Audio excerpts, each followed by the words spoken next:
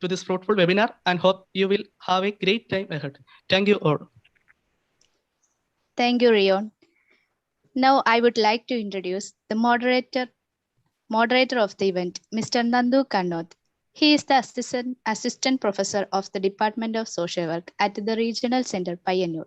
He has done his PhD thesis on social, economic, and political dynamics shaping health services and their accesses, a case study of Malabar region. Next, I would like to introduce our keynote speaker, Dr. Maitreya Prasad. She is the postdoctoral fellow at the Graduate Center, City University of New York. She is a critical geographer whose research interests primarily revolve around migration and urban transformation in contemporary India. She received her PhD from the Center for Development Studies in Thiruvananthapuram, Kerala. Her doctoral research traces the different types of recruitment of migrants and local Malayali workers that reflect political contest and settlements between trade unions, corporate construction companies, and recruitment agencies. Now, let me invite Mr. Nandu Kannoth to lead the session. Over to you, sir. Okay, thank you. Thank you, Maria. I hope I'm audible to all of you. Okay, yeah, fine. So, a warm welcome to all. Today, we have Dr. Maitreya Prasad with us to handle the session. As already mentioned, she's a postdoctoral fellow at Center for Place, Culture and Politics, Graduate Center, City University of New York. So I was going through some of her work and I found migration and labor are some of her interest areas in research. And one of her recent work published in 2021, published in the Journal of Society and Space is very interesting. I found it's very interesting. The paper is actually titled as Touch and Tech, Labor and Rework of Pandemic. And in the paper, actually, she brings out how production is separated, not into the production of goods and services, but on that touch-based and tech-based. So actually, she's trying to bring out the production of goods and services into a production of tech-based and touch-based production. So the impact of COVID, I think. So that was really an interesting one. And as she have many other published papers in peer-reviewed journals and chapters and volumes. And the title of today's presentation is, as already mentioned, it's Ethnic Wage Welfare Complex, Migration as a Lens to Understand Capitalist Landscape in India. One more interesting thing I have noticed in her writings is the very precise and informative titles in her research papers. If you look into some of her research titles, the keywords really, the keywords in the title will really encourage us to deliberate over its interconnectedness. So in that sense, I'm sure that many of you could probably try to articulate over the keywords of today's topic. The keywords like ethnic wage welfare complex, migration, and capitalist landscape. It's really interesting, right? So we will listen to her. Without much delay, let me invite Dr. Maitreya Prasad to present the paper. After that, we'll have around 15 to 20 minutes of discussion and question and answer session. Dr. Maitreya Prasad, over to you. Thank you for that warm welcome, Dr. Nandu and others. I'm going to share my screen. There is a PowerPoint and all of that.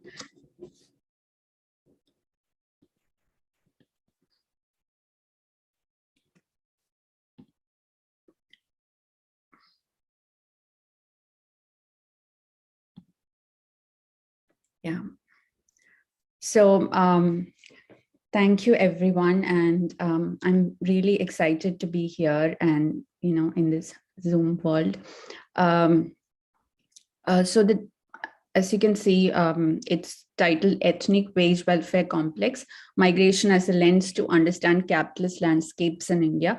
It's basically my PhD, based on my PhD. And what I'm trying to do is to see how migration is related to so many other processes that are happening in Kerala and in India, and how it is, how just by closely looking at migration, we see so many other processes as well.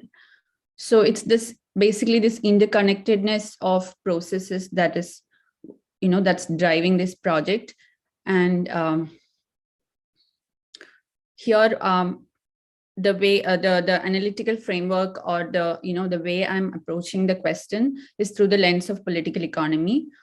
Perception of political economy as constituted by social relations among different economic classes.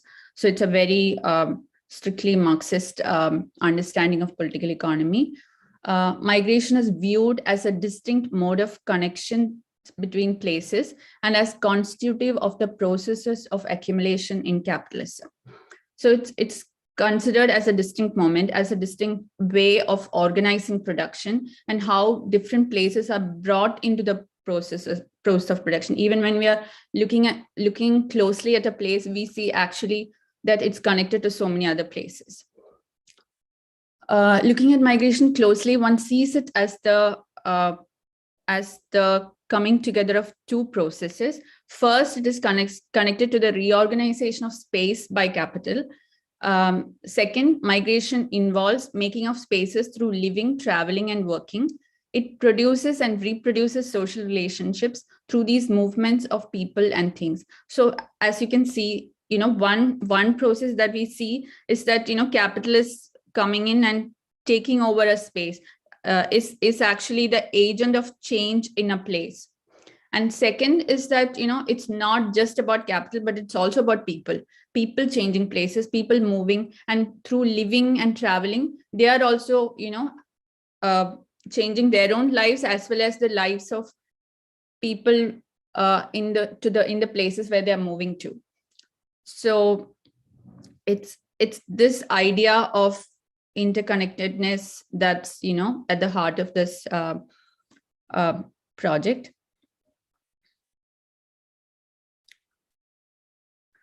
The methods I'm using is basically ethnographic fieldwork and data collected from government departments. For government departments here means mostly labor department. And it's not like really old data that I accessed, but very recent and contemporary data. So, and also there are two main field sites. One is Vallarpadam.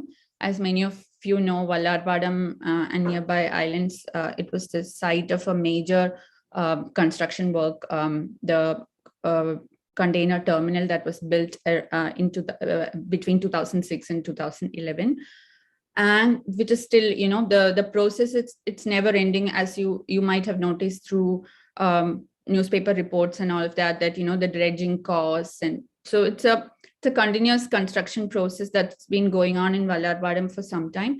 And the second field site is Perumbaur Sunday Market.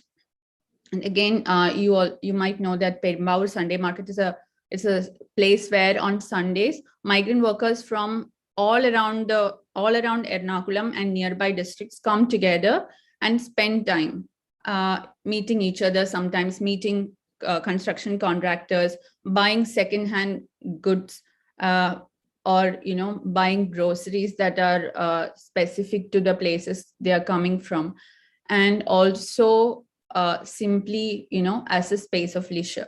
So it's these two sites, and you can see that these two sites have in itself, the choice itself contains a dynamic where, you are looking at a place where big capital is coming in, and then the other place is a place which is like, by definition is small, or, as a space of action by people. Accounts of, so the way in which I approached the fieldwork was giving importance to accounts of experiences, perceptions, and negotiations of migrant workers, participant observation and in-depth interviews. Participant observation would mean like actually not participating sometimes and, just being somewhere and standing for a long time, looking at things. And, in that sense, especially the Perumbavoor Sunday market, it didn't involve actually that much talking sometimes, I feel. Although I talked, it also involved just, going there and spending long periods of time observing things. And in a way, one site, Vallarpadam construction site, was a place which was almost, even though, it was very scenic, it was also wasteland at the time of the construction, because large parts of the land was excavated. The backwaters itself was excavated, and you couldn't see many people if you were to walk through these sites. You have to walk and see, oh, there is a construction going on, and then after that, you don't see anyone. So it's this, the contrast between these places that's also of interest here. And Perumbavoor Sunday Market is a kind of ethnographer's dream, where you actually see and smell the place. But at the same time, it's also a deceptive space in the sense of the way it invites us to consume it. So putting them together was an interesting experiment.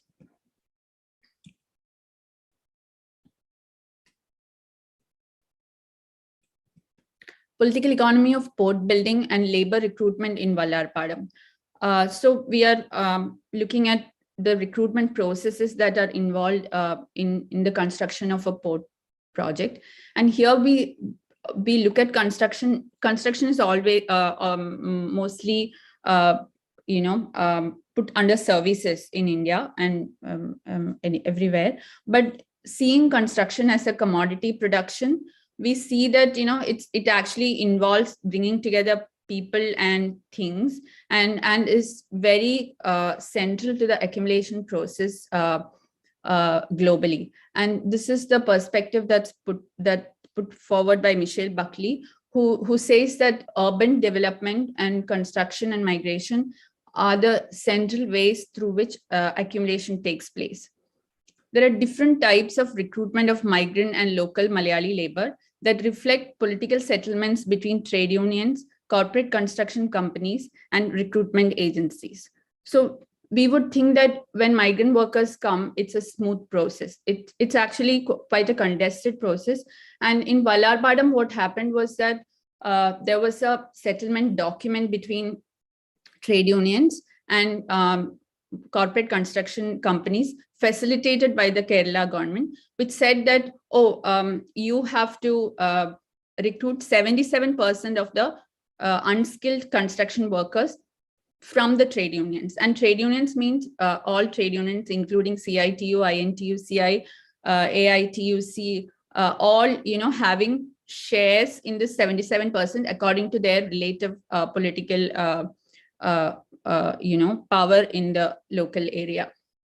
So you would think that, if 77% are being recruited through trade unions, which are exclusively of Malayali workers, then you would see mostly Malayali workers on site. But at the same time, when you visit the construction site, what you see is like, hundreds of migrant workers working there. So what happened was that even though 77% was reserved for trade unions, the companies never recruited that many workers. Instead, they were allowed to recruit migrant workers more than what they could as per the settlement document. So instead of 23%, they recruited almost like 60 to 70% workers from migration and through national construction contractors. And looking closely, you see that there are at least 4 types of recruitment. One is through the trade unions, one is through large scale construction large-scale recruitment companies. These recruitment companies can summon up, a very short notice, thousands of workers from different parts of India, mostly West Bengal, Bihar, Orissa, and Assam. So you see those corporate, big recruitment companies working for corporate construction companies. And then you also see smaller local contractors who are also recruiting locally migrant workers. So you see all these different processes, even at a single site, that even so-called unskilled construction workers are recruited through multiple processes. And when you look at, side by side with this heterogeneity of labor processes is the heterogeneity of capital. And in the Vallarpadam site, you have Dubai Port World as the main big contractor. But at the same time, it's also about giving rail and road links to the for the port. And these are contracted out to big construction companies like Afghans. So you see and then the special purpose vehicle that is formed to facilitate these things. They are also, there is Dubai Port World, there is Chakiyat, which is a Syrian Christian owned company based in Kerala. There is Concor, which is a public sector company. There is another company, Transworld, which is actually a Brahmin owned company that operates through the Gulf. So you see both in terms of community composition and in terms of size, different types of capital coming together at this site. So this is also connected to institutional change in port sector, whereby Cochin Port Trust was privatized through a long process, which itself was a contested process, through trade unions contesting that process, which culminated in this construction of the container terminal. You also see displacement of local people. So when you look at large projects, you actually see three processes coming together: institutional change, which means that there is privatization, there is a coming together of different types of capital, and there is a subcontracting chain within that. And second is displacement of local people, which I don't need to go into the details. And third is migration. So you see in large projects that all these components come together, where the state is actively producing that change. Institutional change, displacement of local people, and migration, recruitment of workers through long distance migration. These three things are brought together by the state, and in that sense, state is an active participant in this reorganization of space.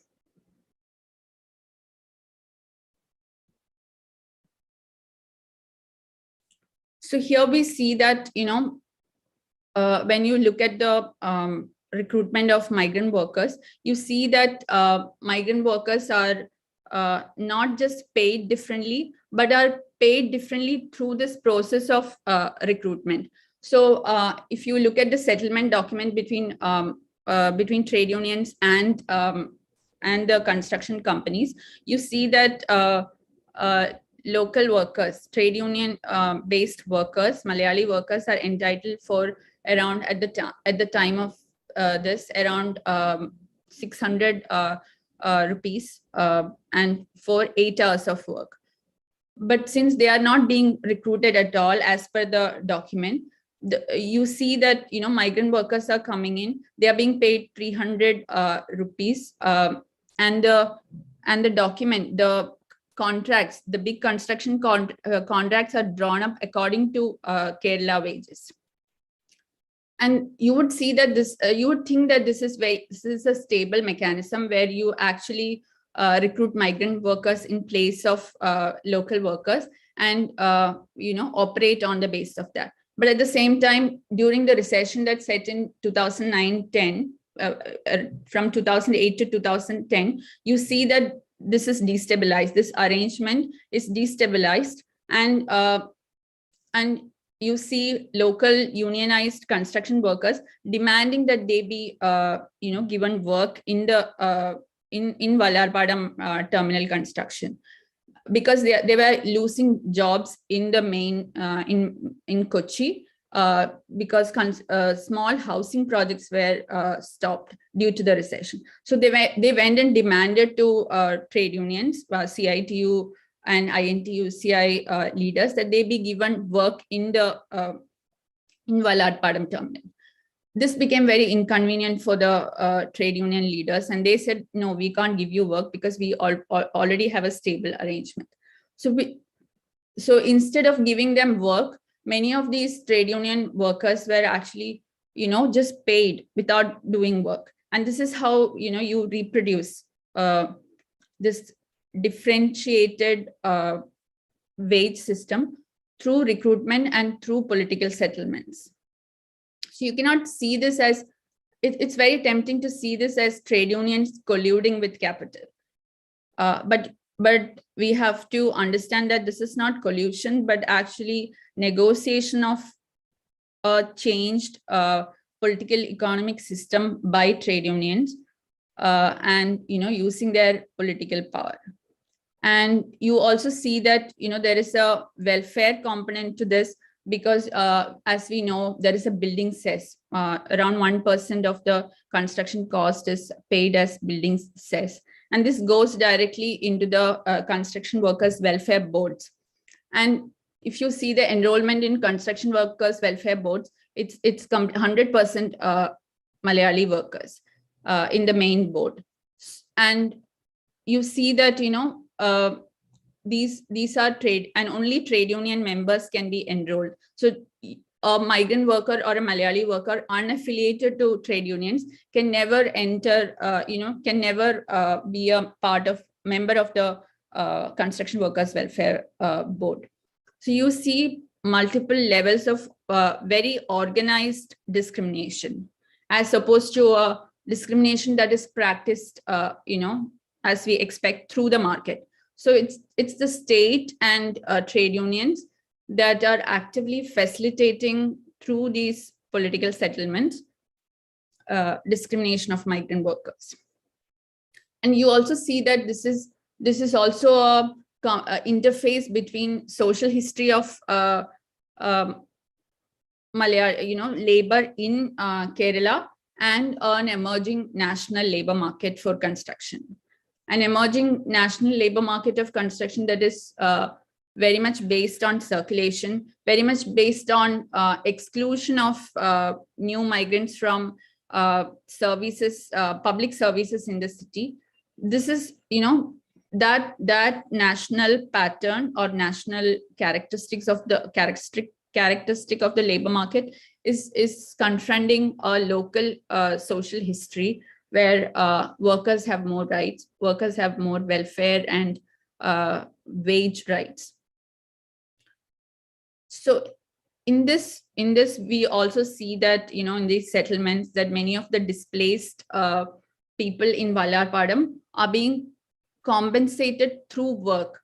They are being given a certain percentage in the unskilled construction work, but at the same time never show up for that work. So the work is done by migrant workers, but there is a compensation for livelihood loss component in the settlement document. You also see wage thefts and arrears as a very central means through which this accumulation happening, because when contractors take up work and employ workers, they withhold a part of their wages as a means to make them stay in the workplace. So you also see wage theft and arrears in these construction sites. So here what we see is wage is not simply an economic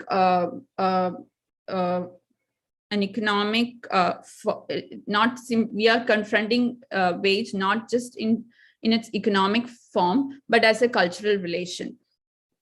Wage as when you examine closely wages, you see that there are many ways in which it actually reveals the underlying political economic processes. So in this sense, wage is also a socio-spatial practice where different social histories of workers and labor come together. Now going to the to the Perumbavoor Sunday market, you see that the question is slightly different there, precisely because what we see is workers' agency in making space. You see workers, thousands. Some days I've seen 500 to 1,000 workers in a very small space, talking and selling and buying goods. So you see that how does this form survive right in the middle of Kerala, where they are discriminated, but at the same time have this space to space of life. At the same time, this right to the town or the city is constantly being undermined by the state. So you have the you might have heard of these multiple rounds of workers being asked to leave the city, asked to leave Perumbavoor. And one such case happened in 2009 when workers were asked to provide a police clearance card, which would say that there are no pending police cases against them back in their villages, and that and this piece of document was to be issued by the police thanas in Bengal and Orissa and Assam. So this became a big issue, and thousands of workers, around 10,000 workers, left within a week from Perumbavoor. This meant that the factories in Perumbavoor, especially plywood factories who were dependent on these workers, had to suddenly close operations. And the workers and the employers actually came together against this measure by the local police. And you see that the workers were protesting state power rather than the power of the capital. You also see the erosion of citizenship as people move within national boundaries.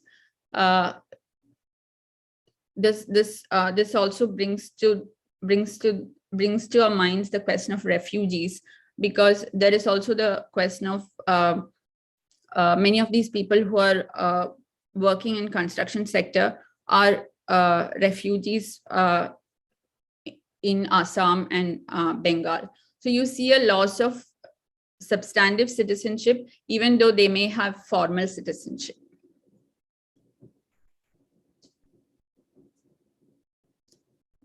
Here also you see that trade unions are quite closely connected in demanding surveillance. In the case of the police clearance cards, it was trade unions who demanded that these workers be rounded up, these workers be arrested. There are vigilant groups that are formed by workers, by trade unions and local people that facilitate surveillance systems. This reveals the trade unions' embeddedness in society and state at various levels and forms. They act as codifiers and collaborators of the state, and at times act as if they are arms of the state.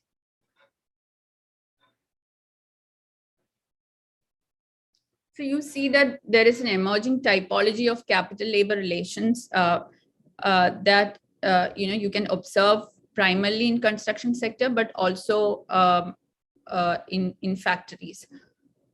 So there are three broad political economic forms.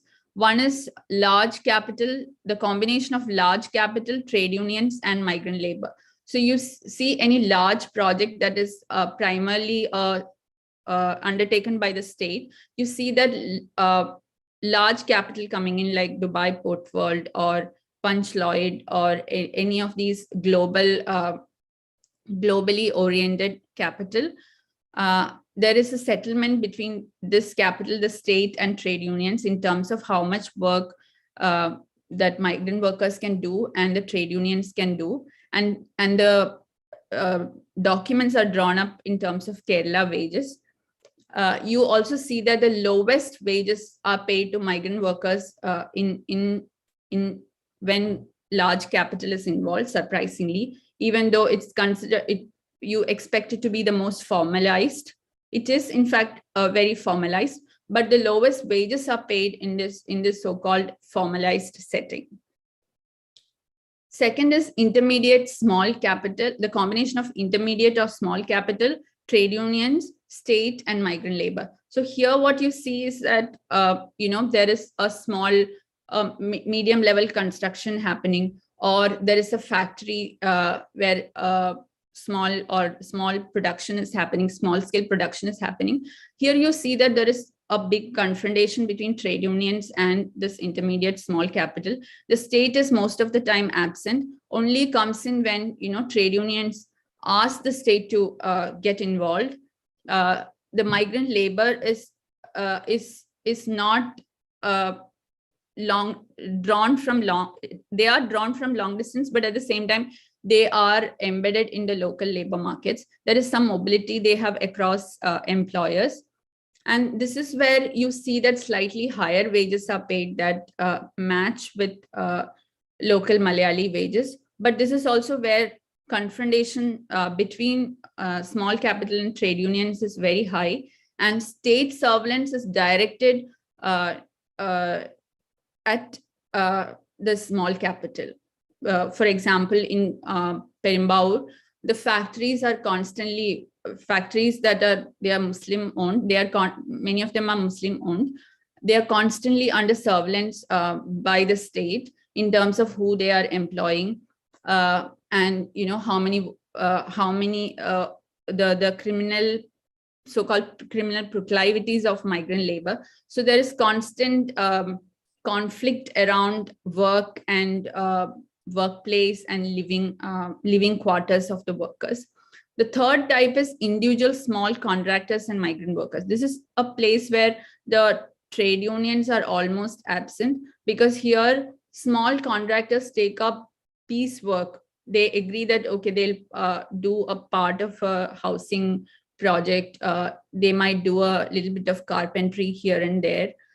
There they recruit migrant workers independent of any state surveillance or supervision. And you see that migrant workers are paid the highest in this sector when the state is actually absent, basically, and also that trade unions are not involved in this small scale production and construction activity. So this is a typology that it's useful to look at how production is organized in the construction sector, and how you see surprisingly that when the state is involved, migrant workers are paid the lowest. When you see that there is a settlement document that formalizes workplace and wage practices, you see migrant workers are paid the lowest. So this is what I want to present today, and I hope this was interesting for you. And I also want to propose that what we see here is not just discrimination, but also racialization of migrant workers, because what you see is racialization here is defined as not just in terms of your skin color, but in terms of how you are incorporated into the labor market, how there is a tendency for premature death for these migrant workers. This is very clear when you look at, for example, accident deaths, the workplace accidents in Ernakulam. If you look at the data, you see that 60 to 80% of the workers who are dying are migrant workers. So there is a vulnerability to premature death that is racially differentiated. There is so in that sense, you see the emergence of a racialized system that draws on labor market and that draws on different histories of labor market in India. I hope this. Now, yeah, that's all. Thank you very much.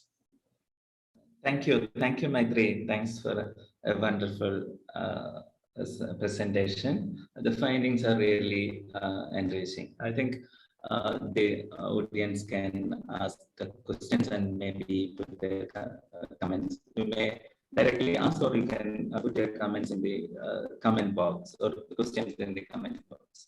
Before that, let me take the privilege of putting the first comment or question.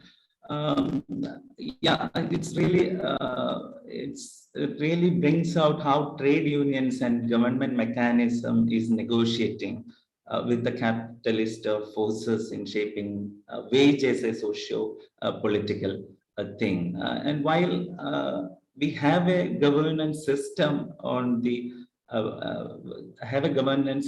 which really oriented by the popularist propaganda, and we called migrant workers as guest workers, which actually I think, which actually, as you mentioned, it questions the citizenship of the migrant laborers. Actually, when we as professionals go to other states in Delhi, and when we get called as guest professionals or guest workers, it really hurts us, right? So I think that the kind of the police clearance you have mentioned, which also really questions the worker as the agency of the worker and the citizenship of the worker, I think. So in that way, we have a system which is really oriented by the popularist and popular propaganda rather than the research findings like your findings. So maybe there are some questions in the chat box. First one, I think, from KK Boben. He's asking, actually, migrant workers in Kerala are getting around 700 per day, and also how can you say it as a less paid? So that's what the first question. Maybe you can respond, Maitri.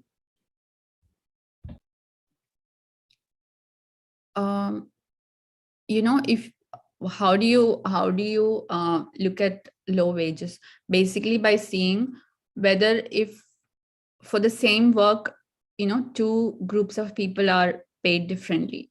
And it's been proven many times through my work and through other people's work that, you know, that people are paid differently depending on their ethnicity and where they are coming from. In fact, it's not just between migrant workers and Malayali workers, it's between migrant workers also, depending on from where they are. But at the same time, we have to approach it carefully. It's not just about low wages, but how low wages are organized, you know, how that is like enforced through state processes. So you say that, you know, you draw up construction contracts based on Kerala wages. You say that 77% of workers should be recruited through, unskilled workers should be recruited through unions, which are which don't admit migrant workers as of now. And then you see that, you know, 77% are not recruited through trade unions, but instead are mostly recruited through contractors who employ migrant workers. So it's that system that is interesting. And then you see that, you know, between such large scale construction projects and small scale construction work that employs local migrant workers who have been living in Kerala for some time, they get better paid. So it's not just about, you know, migrant workers being paid less, but about the systems that are in place to enforce these differences. So if a worker who's coming long distance from northeastern India, they are being paid a wage that is, you know, that speaks to their conditions in their places, not according to the wages that are being the ongoing. In fact, they are being paid below minimum wages that Kerala government has set up. So I've seen plenty of workers who are being paid below minimum wages in state organized construction workers. So workers, if they are negotiating the labor market, migrant workers who are negotiating the labor market independently or through small construction contracts, small contractors, living for some time in Kerala, they are able to get a better wage. But when the state is involved, you see that workers are being paid below minimum wages.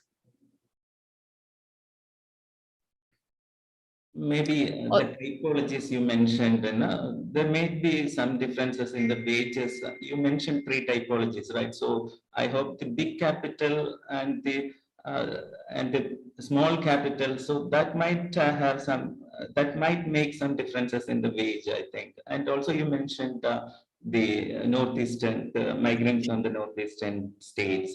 I think in Bangalore and in some places like in some cities like Bangalore, the skin color of the migrant laborers, if they can speak good English. So in that way, also their wages, there are changes in their wages, I think.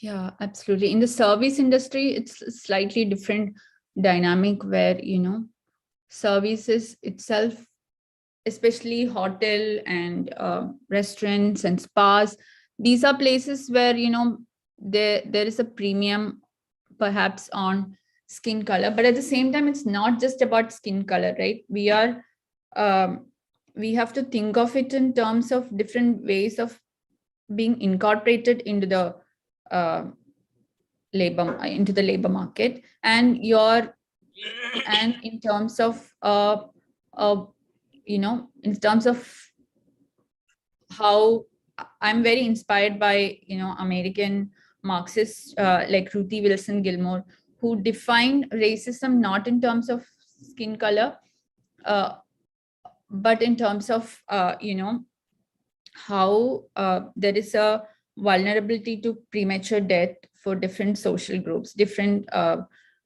groups of people. So group differentiated vulnerability to premature death is how many American Marxists define racism, not just in terms of skin color. Because I think this is an interesting way to look at it, but at the same time, it has its limitations. Maitri ma'am, I have a question with. Okay. While you were answering Bobbin, you told that the system is making this discrimination on wage. For example, if the state is making an involvement in the process, they are getting lesser paid. And if the middlemen are engaging, they get better paid. And if they can bargain individually, they may get more. So how we justify that? Because state may negotiate with trade unions. That is a system. And that is only in the organized sector. You cannot find a trade union in an unorganized sector. So what is unorganized? Construction as such is defined, as unorganized, and trade unions are actually in the construction sector. They are actually working with, they might be organized, but the production is unorganized, right? We define something as unorganized on the basis, not just by, people getting organized, but about whether production is organized or not. What is happening is you can find trade unions as organized systems in transportation or headload systems. That's also may be considered as a part of the construction system. But in fact, what is happening is the construction sector is not controlled by the government. Even if the government needs a construction, they give it to the contractors. So that is the construction domain in Kerala. And my if government is giving to construction companies, that's organization of production by the state. See, in every, and then if they are mediating the settlement between trade unions and large corporations, that's involvement of the state. see, there is a clear system of labor law, and the state will negotiate only under that umbrella. So what's your point? If that's being violated in, I can show you, records in the Labor Commissioner's Office, Central Labor Commissioner's Office, because this comes under the Central Labor Commissioner in Kochi. And you can see that when on a day there are 600 to 1,000 workers in different sites there, you would see that barely 50 workers are entered as being on the site. So there's so many ways in which rules are violated. That labor laws are violated, whether it is about minimum wage or recording the number of workers, recording the number of contractors at a place. So in that sense, there are violations, but also in terms of, but it's not just about violations, but about the state's active role in producing those conditions. That's what I'm really concerned with. You can say that there are violations, there are real situations where they are not taken into account. Multiple people are there, but only a very few is recorded. That's not only in the construction sector. In the organized production companies also are doing the same work, not only with the migrants. That is being done with the Malayalis workers also. It's not only with the migrants. Yeah, of course. Malayali workers are also, in these construction, when construction companies employ, they also employ Malayali workers who also are not paid, according to what is drawn up in the,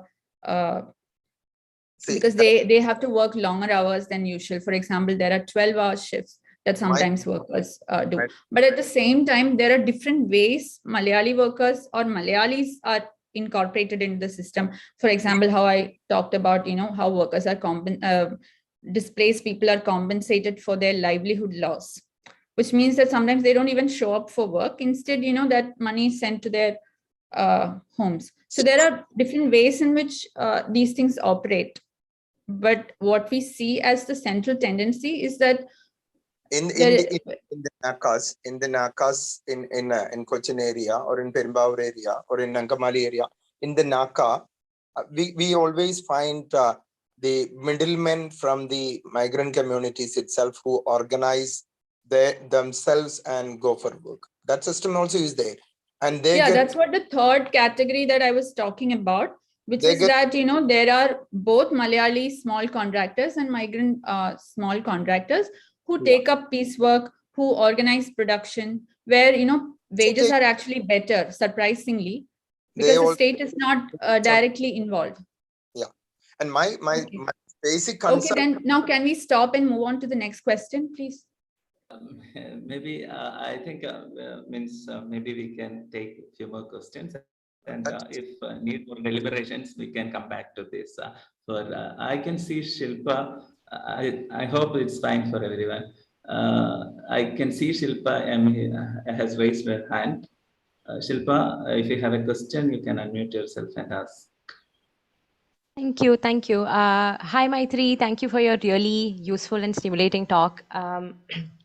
I had a couple of very broad questions. One is, you mentioned that you used ethnography as a method, and I wanted to know for you what ethnography brought into a political economy framing, like how it might have been useful. I have lots of questions, but I limit myself to two. And the second question is about the state. I found it very, very interesting that you said that there is an erosion of citizenship across, state boundaries within the nation. And I think, I feel like that's not theorized enough in a lot of work. But so when you say the state, like how did migrant workers encounter the state, and maybe a variegated state, like what did you learn about what we call the state in your work as well? So that's the two questions I had. Thank you.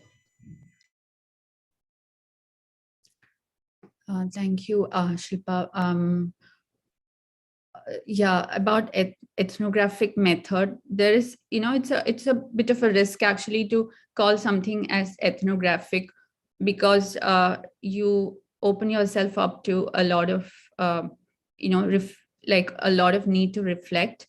So that was one thing that, I found interesting, is that it opens up many political economic categories to an examination of their heterogeneity. As I was responding to the questions by Joe's Anthony here, we could see that you actually need to open up all the major political economic categories, whether it is capital, labor, the state. You actually confront the heterogeneity and the need to disaggregate them, to see them as already multiple, as already in multiple forms, presenting themselves to us in multiple forms, and asking us whether we should be calling them the state or the capital, or instead should we be like calling them something else. So that reflective burden is there when you are doing ethnographic work. So I think it's this tension between political economic categories and an ethnographic method that was interesting for me. And I guess, in that sense, I half answered your second question, which is about the state. And the state here could be, the state that is displacing people in the sense when Vallarpadam displacement happened, you had a forceful, brutal displacement that was organized by the state government. But when it comes to the Cochin port, what you see is the intent is from the central government to privatize, to change institutions in the port sector. And what you see is again, different types of capital coming in as part of that process, but also how the state government, Kerala state government, positions itself in this context, as a kind of like it's subordinated to the central government. It cannot dictate anything, even in terms of labor enforcement of labor rules. Once it is under the central labor agency, it has very limited say to some extent. So you see it drawing up these settlements on behalf of the trade unions. So you see that, and then you also have the panchayats and local self-government institutions and the police in terms of police clearance cards, or actually policing the small capital, not just the migrant workers. Also, there is surveillance on small capital, which to some extent we want, but at the same time, the terms are so very different. The terms are in, for more policing and more containment of migrant workers, rather than giving them rights, rather than, enforcing labor laws. So even when there is the labor department says that, oh, now we are going to have all the migrant workers enrolled in the social security scheme called Awas, you see that, very few workers are enrolled, first of all. And whenever they are enrolled, it is for purposes of surveillance. So there is the labor department itself becoming a surveillance mechanism at some places. I hope that answered you. Hello, Maitri. Thank you for this very interesting and very nuanced way in which negotiations are happening. You lay down the different actors who are involved in this negotiation process. The state is there. there is the organized trade unions are there, and there are different types of capitals and different contractors and how it is run. I wanted to know how the migrant workers, how do they do this bargaining or negotiations in larger corporate, corporate level construction areas like Vallarpadam? Does the migrant workers, as you said, they don't have a trade union representing them in the negotiation process. So is there any other way in which they do the bargaining or negotiation, or is it an area where the migrant workers does not do any sort of bargaining or negotiation at all? That is one question. And another is, I want to, like you were talking about the ethnic wage complex, and you also mentioned about nationalities and religion in this, and also about the vulnerability, about the death and all those things. But does gender in any way enter into this consideration, like as a cultural wage, as a cultural relation? So does gender enter into, I don't know whether women workers are involved in larger corporate construction arena. Yeah, I think, gendered relationships are there in the migration process, because what you see is like there are families, so we know that reproduction is both intergenerational and daily, right? There is a daily reproduction that happens, social reproduction that happens. There is also the intergenerational reproduction. And I feel that in these migrant households, there is a separation of these things. There is the migrant, and you can say that, construction work is mostly where the migrant workers are mostly male.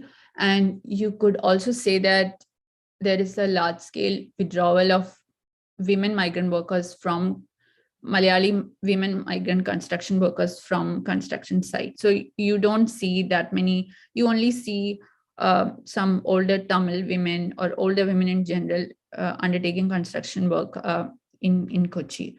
And you almost, there might be some women migrant workers coming in, but their percentage is very low. But I think what is interesting in terms of gendered relations is this,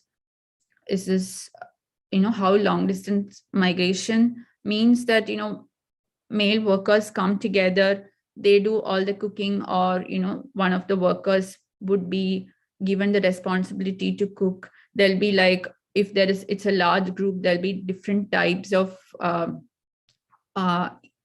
reproductive work being performed by male workers in those places. And that you could see, relations, different types of relations. For example, there are many, the other day when I was presenting, somebody asked me, have you seen any disabled workers? I've seen, disabled workers performing reproductive, tasks around the migrant household. So you have that, but I think the central question for me is this: how something I'm interested in, and something I think Alpa Shah and all have worked on, is this one, these construction sites and bricklands as a site to which people escape. So these could be women workers, and in that sense, it's a very gendered process. It's very much like who wants to escape local patriarchal relations, but also this separation of daily reproduction and intergenerational reproduction across space. So you see these workers, if they fall sick or they cannot work, they have to immediately go back. There is no state support, or they can, which is why we saw the exodus of migrant workers from the cities, because there is no way that if they don't do work, productive work, they cannot remain at home even for 3 or 4 days, because they're so dependent on the wages to sustain themselves. So there's also the question of housing. So if there's not enough safe housing, how are women workers going to come and work?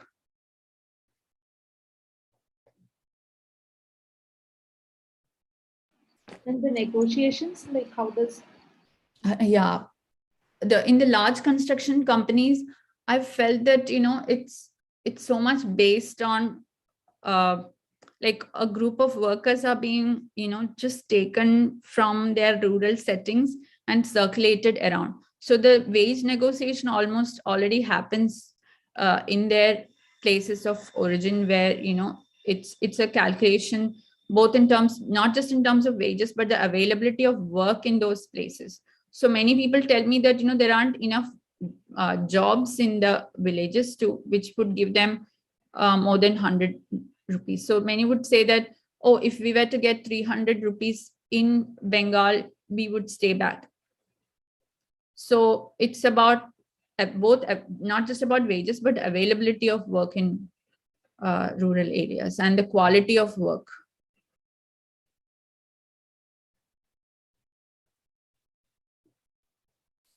Okay, may I know if others have any questions? You can ask directly, you can ask the questions, or otherwise you can put in the comment box. Before that, Maitri, you have mentioned migration is viewed as the connection between places, right? So similarly, how do we define large capital? Is it something which reside within the discipline of economics, or is it something the power and all comes into that while defining the large capital, small capital coming into? Because the two sides which you choose are of different capital, right? I hope you got my question. I think, I mean, for me, it's not just about size, but size and scale of operations are an important consideration. For example, you have Dubai Port World, which itself actually is Dubai Port World is the Dubai Sheikh buying P&O, which was a colonial shipping company, which operated, you know, ships transporting passengers from Britain to India and back, Britain to, you know, all the colonial colonized countries at the time. And P&O remained in operation till the late 1990s. So in 1999, Dubai Sheikh buys P&O and names it Dubai Port World. So that's how DPW comes into effect. So there is that, there is size, but also the scale of operations. Its global nature is important. And, but more than all of that, it's also, typologies are about, you know, about scale and about like a place in political economy. So when you're talking about intermediate capital, for example, it's intermediate as between these two other, you know, scales of operations rather than being a scale in itself. So it's relative. It's also about, you know, what you say as a scalar reconstitution in the construction industry, where you have these different types of construction, which is direct, which is like done through different ways of subcontracting.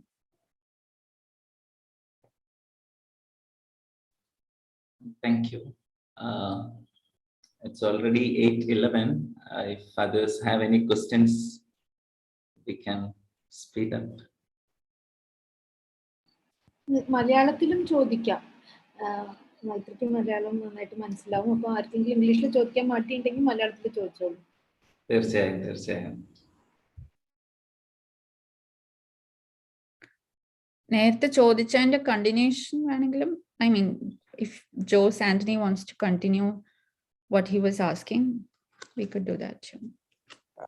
No, Maitri, I was not arguing. But once we make a statement that this is Jose Anthony, I'm not arguing, but once you make a statement that the state is making mechanisms or systems of discriminating between on the basis of wage. We have to look into that very critically. We have to say what system exactly, how it, if the state is not is doing that,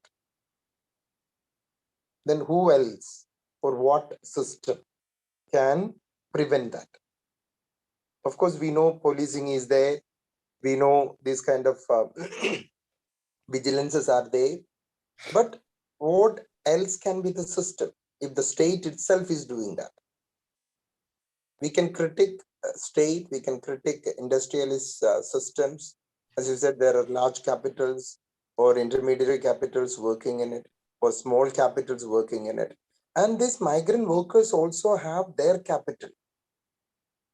And I had a very interesting question. How do they capitalize it? They are traveling all the way from Bengal or Assam or Tamil Nadu or Odisha or Bihar or Uttar Pradesh to Kerala to capitalize their capital.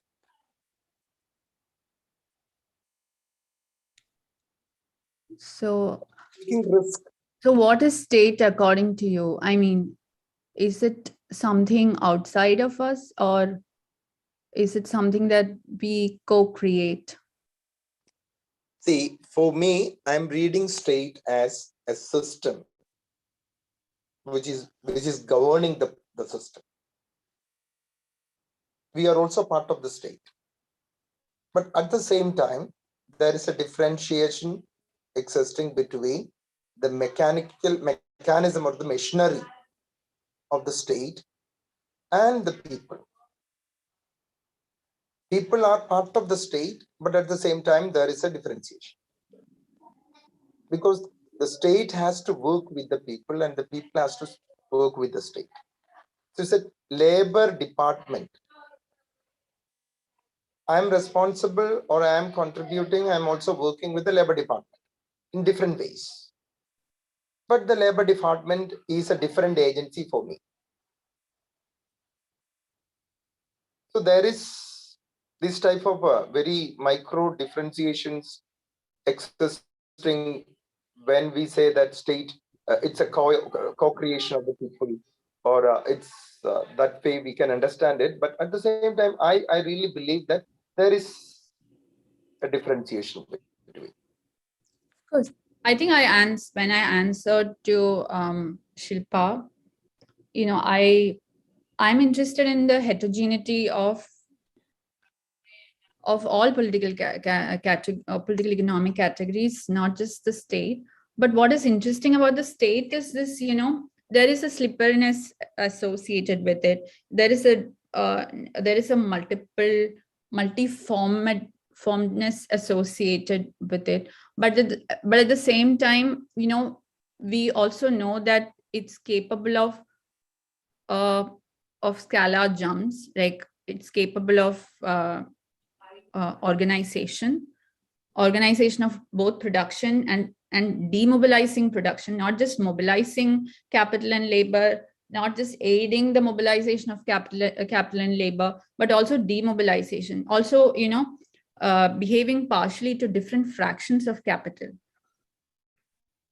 So it has an abstract value as an abstraction, but it also has a concrete form in terms of its political economic expression. So whenever we say that, state is multiform and disaggregated and appears in different forms, it could be the panchayat, it could be this, it could be the police, it could be the central government, which is subordinating the Kerala government, all, well and good.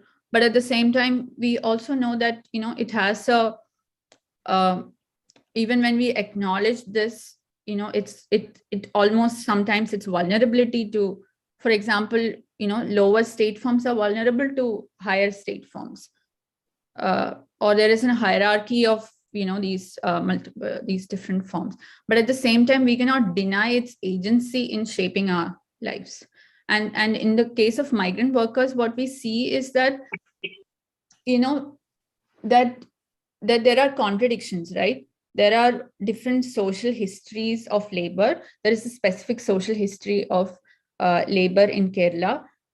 When workers from other states are coming, they are bringing in, other histories. And we know that the capital uses this, but capital won't be able to use this without the work that the state is doing here. So it's almost like we are responsible to excavate the state.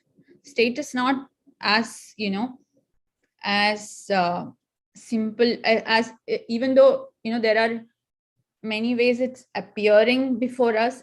At the same time, it also demands us that, we look at it closely. We almost excavate its meaning and, make a story, so that in that story, we see the state. So my attempt is to tell you a story where, okay, this is how the state worked. And based on this working of the state, we can say that state is this and this.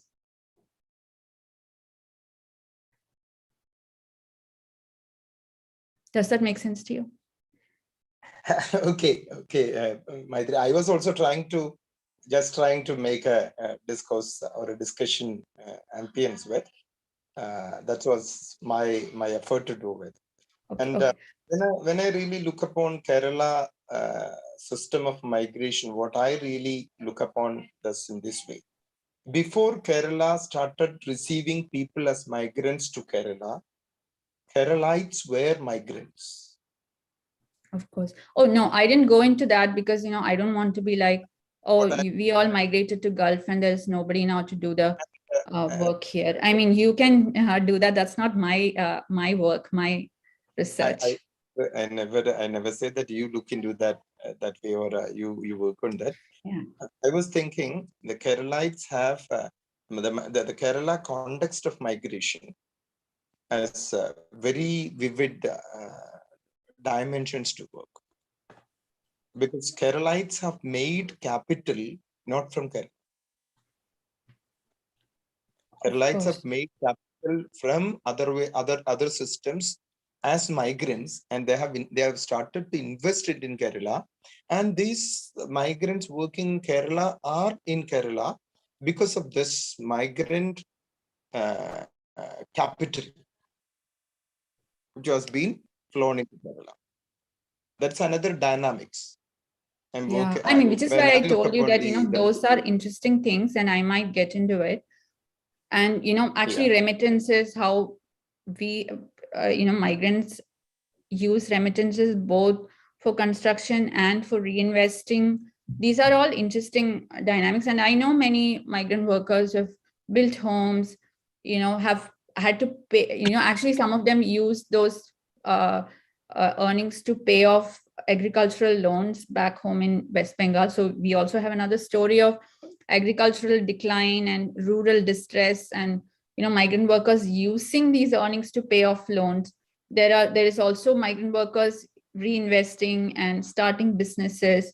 It's just that when you look at migrants to the Gulf or and also there are citizenship questions, right? Why are Gulf returnees reinvesting more? It's because there are fewer avenues for citizenship there, formal citizenship there. So there is so many questions in all these things, and my attempt was to look at one particular small thing, which is what researchers do. Yeah, great. Okay, so it was really very nice to deliberate on, and we really salute and welcome. Yes, actually, I do think, it's already 8:20. I think we may conclude now. As Professor Jose Anthony pointed out, there are some other ways also we can see things. And I totally agree with Maitri also. The particular point in which she did her research and the findings actually. Though from an ethnographic background, I think those are really enriching. And if no other questions, may we conclude? Maria? Okay, sir. Sir, Joe, sir, do you have? No, I think you can proceed with concluding. Okay. Yeah, Maria, are you there? Yes, sir. Okay, you please take up. Okay. Thank you, Nandu sir. And thank you, Dr. Maitri Prasad. It was a wonderful session. It was nice to hear from you. And now I would like to invite Ms. Sandra to deliver the vote of thanks. Sandra, over to you. Am I audible? Yes. A very good evening to all.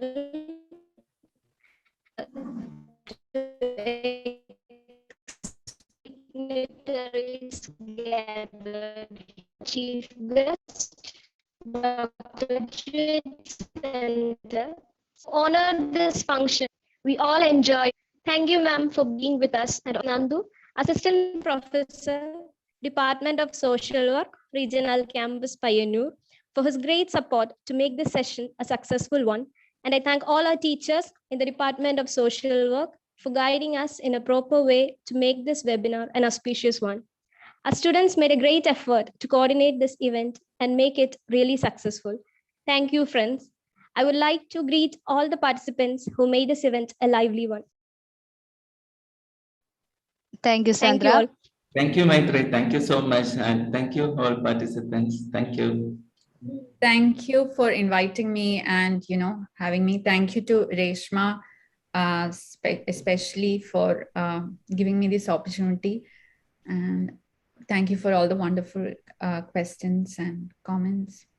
Thank you, Maitri, for making this a very robust discussion, debate.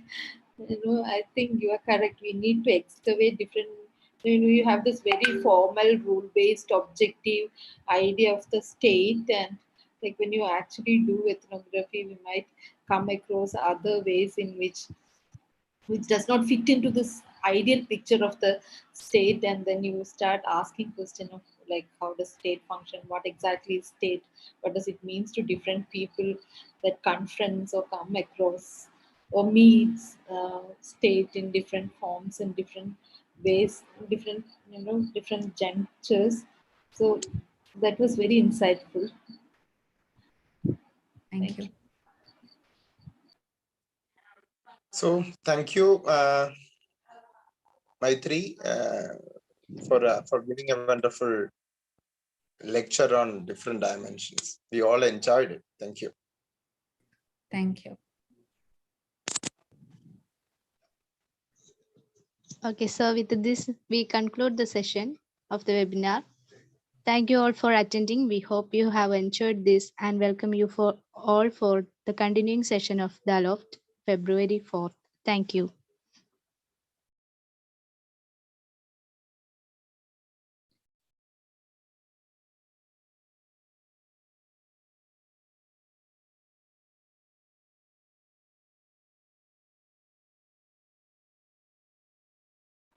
So it must be morning there for you. So you have the whole day ahead. Yeah, yes, that's what the whole day is there. So have a very good day. Okay, Yeah, then have a good night, all of you. Yeah, it was great. I really enjoyed it. Yeah, we should have such